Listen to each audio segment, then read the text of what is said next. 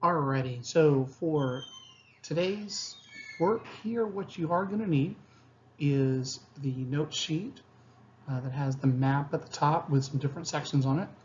And you're also going to need 9 colored pencils, or crayons will work as well as a pen or pencil to write down the notes. Now, for whatever reason you can't find or don't have 9 different colors, which should be able to, but if for some reason you can't or don't, 5 or 6 ought to work. It's just when you go to color in the map, just make sure that if you're using, say, orange more than once, you don't have, you put it on one, 2 different sides of the map. So you maybe use it orange for the letter A, but you could also use it for the letter H as well. Okay, so that's what we're going to be doing here. So make sure you gather all of that. Once you have all those supplies, we'll go ahead and we'll move on.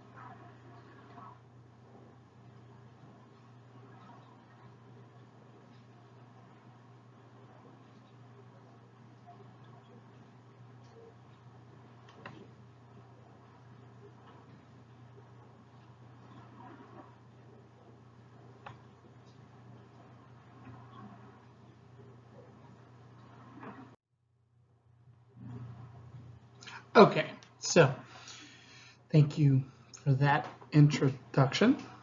So, manifest destiny is the belief that the U.S. was meant to, or was God ordained to expand its territory from the Pacific to the Atlantic, Atlantic to the Pacific, sea to shining sea, coast to coast, as it were. And so this definition actually originally included Canada, believe it or not. Okay, and so what you see up here on the screen is similar, really, to the map that's on your paper.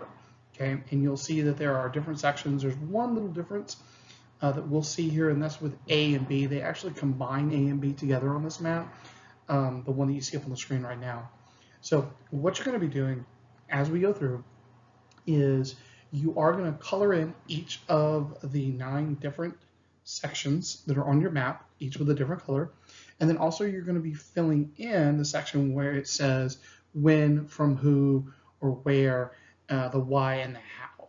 Okay, so you may need to pause after we get done telling you about each of these sections. Make sure you get all your notes copied down, or to make sure you do get all the different sections colored in, because that coloring in of the different sections is actually important in helping you to understand and see what actually happens in the growth of the United States. So again, if you don't have all your supplies ready, go ahead and pause the video now, get them, and get ready to go. All right, so first up on our list is letter A. So letter A is actually the original 13 colonies, which became the original 13 states. When did this happen? Well, of course, this is in 1776 with the Declaration of Independence, when we said "we's out" to the British. So this means, of course, we got the land from Great Britain. Now, again, this is when the United States declares its independence from Great Britain, and this is, of course, is the Revolutionary War time period. Okay?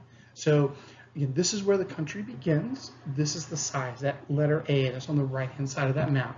So again, you don't have to use blue. You want to use blue, go right ahead. That's great. Color's not important so long as it is going to be a different color than any of the other sections. Okay, so you can go ahead. If you don't have all these notes and everything copied down, we'll go ahead and pause the video after this section. You can pause it here in just a moment. Make sure you get all of this taken care of. And again, though, this is the first. This is what the United States looked like from the very first piece, that 1776 date. Okay. Now, up next is letter B. All right, so letter B is what we'll call the Western lands. And this is the land that was actually acquired by the country at the conclusion of the American Revolution. And this is, of course, also from the British. And this happens with the Treaty of Paris, 1783, that ended the Revolutionary War. Now, it is interesting to note a couple of things about this. We'll call it Section B here, the Western lands. One, a lot of it is the territory that the colonists had wanted to go into after the French and Indian War. This was British territory after that war, and the colonists were like, yeah, this is what we've been fighting for and all these things. And then the king was like, nope, you can't go in there. And so gaining this land, some of those colonists who had been around are pretty ecstatic about this. The other interesting thing is that by adding Section B to Section A, the country is now doubled in size. So from 1776, now 1783, the country is doubled in size, okay, in that short time period. So at this point, where you see the letters A and B, those two different colors, that is what the United States looked like as of 1783. So it's very different. And I think you'll start to see that it looks so strange as we move forward in time.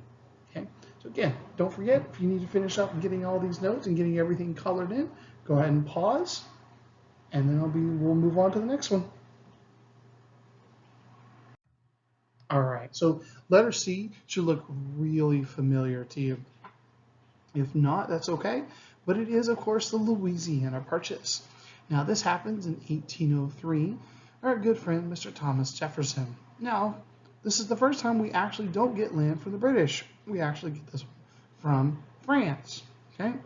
And what we have here is Napoleon, who is Emperor of France at the time. He needs money. he's fighting these massive wars all over Europe. They're called the Napoleonic Wars because Napoleon started all of them. And so Napoleon needs money. Now Jefferson wanted to buy New Orleans.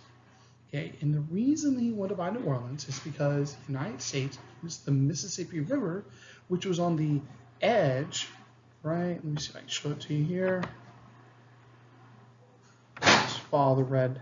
All right, so right here, this jagged, crooked line right here that's going along that edge of Section B, that right there, that's the Mississippi River. And so the United States was using this river, and it comes out down here at New Orleans, down here, was using that quite a bit to transport goods from this part of the country down and actually around to the other side, because that was easier than faster than going across the mountains, going from like this letter B to letter A. It was easier and faster to go this way and then down the river around Florida on a ship and back up here. Well, this was all well and good so long as this land here, Section C, was controlled by the Spanish, because the United States had a treaty with the Spanish for use of it and access to New Orleans. However, once it became French land, we no longer had that. So this put the United States in a bit of a tough spot. So Jefferson's like, you know what, we really just need access to the river and the port of New Orleans. We don't care about the rest of the land. Again, he's like, whatever, not even on his radar screen. But when they get there, Napoleon needing additional money, he comes along and says, hey, listen, throw in another $5 million and I'll sell you the whole thing. That was really too good of a deal to pass up. Okay, so they were going to pay 10 for river access in the city of New Orleans. Now for another $5 million, they get a ton of land. Okay, now what's interesting too about this is that when you take the size of A and B and put that together, and then you look at the size of C, they're almost equal. So again, the United States doubles in size with this expansion. So again, this is 1803. So again, letter A, 1776. Letter B, 1783. You doubled, and you went from A and add B. Now, add B together, and that's A and B together, that's the size of the United States. 1803, we now add C, and it's doubled again. So really and truly, the United States is quadrupled in size in less than 30 years. And that is incredibly fast, especially in this time period. All right, so again, if you need to pause it, go right ahead at this time. All right, so this next one is one that we would have talked about before now. We don't necessarily, we're going to give it a little bit different name this time though. We're going to call this the Red River Basin. And this actually happens in 1818. And this is actually, oh look, the British again. And this happens, this was actually part of the dilemmas of Monroe. Okay, and he had a lot of things going on, a lot of issues, and one of them is this right here. And this actually, D and letter E here in a minute, both deal with him and how this gets resolved. But what you had here is the Treaty of Paris, 1783, said that the western boundary of the United States would be the Mississippi River, and it would go all the way up to where the river met this lake that was up here somewhere. One problem: Mississippi River didn't go up that far north. It actually dips down right in through here. Okay, so what you end up with is this border dispute. The United States said, no, we got this land, it's like further up here, and the British are like, no, it's down here, that kind of thing. And so the issue is, what do we do? Right? Because on the one hand, everybody wants the land that they think that they have. The other part of it, though, is this is we're just coming out of the War of 1812. And really neither side wants to go to war again over this. So they come up with what's called the Convention of 1818. And this settles the border right. So it settles this border of the northern part of Louisiana Purchase, which again, that's the letter C. This sort of almost looks like a curved line, even though it's really not. It just looks curved on a flat map because it's like the earth is round, so this looks round. And it settles, basically sets the border between the United States and Canada that we have today, except for a little section right up here in the northwest. And we'll get to that eventually, but again, almost all of it is set with the Convention of 1818. All right, and go ahead and pause as we are about to move on to the next piece. Alrighty here, so now we're going to move on to letter E, and that's what we're going to call Florida. Now, it does include more than just modern-day Florida. It includes what we would have been called rather East and West Florida at the time. Plus, you'll see, if you look real close, you'll see this extra little section here, and that's not a mistake. That is actually land that was territory was settled in the same time. So now, where do we get this, and when do we get it? Well, it's 1819, and this is actually from Spain. So we get it as a part of what's called the Adams-Onus Treaty. Now, we only need this treaty because Andrew Jackson decided to start attacking basically everyone who was living in Florida at the time, even though that's really wasn't what he was sent there to do. He was sent there to go after the Seminole warriors who were attacking the Americans in what is now places like Georgia, Mississippi, and Alabama. And he did that. He also attacked the Seminole villages, and while he was there, he also attacked Spanish forts. Now, Spain was in no position to go to war. The United States didn't really want to go to war, other than maybe Jackson. And so they came to an agreement. And this is that Adams-Onus Treaty. Now, part of this agreement is that the Florida territory becomes a part of the United States. And the United States pays Spain $5 million for their trouble. Now, the other thing, too, is that the United States gave up claims to Texas, and Spain gave up claims to Oregon, which is up in the top left-hand portion of the country. Along with that, giving up claims to Texas, that little extra section of purple you see there, that border was settled at that point. And so that's why you have that sort of split, because that section of what we would call Louisiana Purchase was in dispute between the United States and Spain. So again, Florida becomes a part of the United States with the Adams-Onus Treaty, and this is in 1819. So if you need a moment to go ahead and finish getting that all colored in and notes taken, go ahead and pause now. Otherwise, we're moving on. All right, next up is the letter F. So letter F is we call the Texas Annexation. So this actually happens in 1845. And from who or where? Well, Texas was its own country. So we got it from Texas. So we got Texas from Texas. Makes perfectly good sense. And why did this happen? Well, there's a lot that goes into it, but basically, Texas got its independence from Mexico. And the reason this happened is that actually, originally, Mexico had asked a whole bunch of basically anyone who wanted to move there, but again, mostly it's going to be Americans, to move in to this land, this territory we now call Texas. And they're just flooding in, and it's all this free land. They just do their thing. Well, with them come their particular set of values of freedom and rights and these kinds of things that Americans were used to. Well, the Mexican government doesn't agree with all this, and they start to realize that the Americans start to outnumber the Mexicans. And so they cut that off, and they start trying to enforce more of the Mexican laws. Well, this, as you would imagine, does not go over well with the Texans, and this contributes to Texas independence. Okay? Now, Texas does realize how difficult it would be to be their own standalone country, and from very early on, actually, Texas was looking to become a part of the United States. However, the United States did not want to go to war with Mexico yet, and so in a way to avoid that, it sort of held Texas at bay as far as being a part of the United States.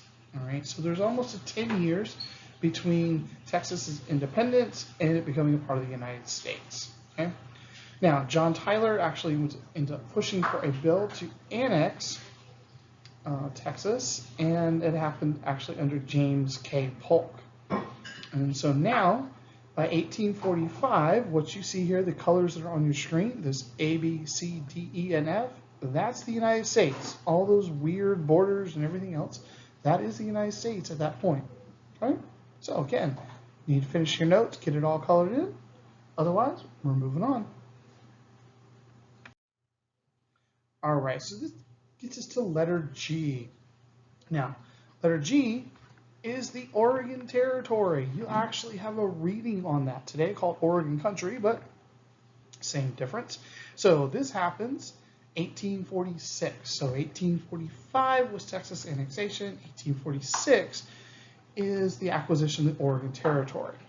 Now, if you remember, I told you that with letter E, Spain had given up its claims to Oregon. There were actually 4 countries at one point that claimed this territory, which are the Spanish, you had the British, you had the United States, and you had Russia. Now, by the time we get to 1846, Russia had basically given up its claims, mainly because it was, 1, it was weak to begin with, and 2, there were no Russian settlers in the Oregon Territory. So it's down to the British and the Americans. Now, it says here that we got it from the British, and yes, that's true. We got this in an agreement with them. The big reason that the British agreed to this is because there were more and more and more Americans moving into this territory. Again, very similar to what happens in Texas. There's a whole bunch of Americans living there, and they far outnumber the British. So, what begins to happen is the Americans are asserting their claim, and they're asserting their claim to what's called the 5440 line, okay, which is further north than the line you see there on your map, okay? The 5440 or fight, that's what the Americans demanded. And the British, they're like, no, it's further south again, et cetera, et cetera. And where they compromise? Well, that's pretty well that same exact line that was set in the Convention of 1818. Okay, and that's where we finally get this last little section in the top left-hand corner of the map there. All right, this section right here. All right, and so that is how we get letter G. So by 1846, again, take a look. These are the borders and what the United States looks like. Right, so again, if you need a moment to get all those notes written down, go ahead and pause the video. Otherwise, we're moving on. All right, so letter H. So letter H is what's called the Mexican Cession. And it gets its name because the Mexican Empire cedes or gives over or gives up the land to the United States. And you may be wondering, but why? Why would they just give the land up? Well, that's because they were losing the Mexican-American War. So in 1848 is when this happens. So how did this go down? Well, there's a lot to write here, but in essence, President Polk he offers Mexico, hey, we want to buy the land. And Mexico's like, no. So you had a bunch of American troops down in the border between Texas and Mexico. And if you kind of think about it like you have this, like a younger sibling, and they just keep poking you, right? Poking, until finally, like, you hit them back. And then the little, like, sibling kind of goes, ah, you hit me. Why did you hit me? Well, that's basically what happens between Texas and Mexico. All right, this Texas-Mexico border. United States keep poking Mexico, poke, till finally the Mexican troops retaliate, and then, you know, the United States is like, we need to go to war, which is what they wanted all along. So, the United States Army eventually marches on Mexico City. The Mexican government's like, yeah, this isn't good, so they agree to a treaty. Treaty of Guadalupe Hidalgo. The United States, again, pays $15 million for H, because there's some recognition that we actually started this thing, but that's okay. But this is a result of the Mexican-American War, okay, or American-Mexican War, depending on who you ask. All right, so now we've got almost all of what's called the modern, we now call the Continental 48. We've got one little tiny section left to get, okay? And we're going to cover that on the next slide. So again, if you need a moment to get all your notes taken care of on this, go ahead and pause the video. Otherwise, we're moving on. All right, and last but certainly not least, we have letter I. This is what's known as the Gadsden Purchase. So, when did this happen? Well, 1853. Who and where did we get it from? Yeah, Mexico. Yeah, yes. The one that just a few years earlier, we had gone to war to get H. Okay, now you may be wondering, you're looking at the map going, well, if we wanted this section, why didn't we just try to get it in the treaty? Well, it's because we didn't realize we really wanted it yet. So in this case, we actually buy it, just straight up purchase it, okay? And Mexico agrees to it. Now, that makes sense for Mexico because the last time they didn't agree to let us, sell us some land, we went to war and they lost a huge chunk of land. So they kind of figured, you know what, that didn't work so well last time for us, so we'll go ahead and sell you the land. The United States paid $10 million. And why? Why did we want this land? The Trans-Continental Railroad. We wanted to build a railroad there. Okay, now we had a railroad that went through the Rocky Mountains, through letter H and all this stuff. But we realized that that's really a difficult path to take. So somebody came along and said, hey, what if we went around the mountain to the south? That would be good too, right? Well, one problem. H, what was in the territory, what we call H here, we still weren't out of the mountains. So this right down in here, that letter I, that's the land we needed. So we paid $10 million for it. So by 1853, what we now know as the borders of what's called the Continental 48. So all the U.S. states except for except for Alaska and Hawaii, we now have those borders. And this is the era of manifest destiny as far as the land acquisitions.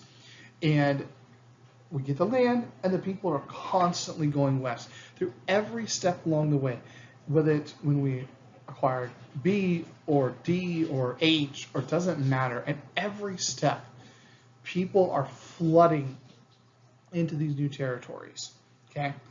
And that's constant through this entire time. And in fact, the manifest destiny time period, as far as what's called a migration or movement of people, is one of the largest in human history. Literally hundreds of thousands of people make their way into these new western lands.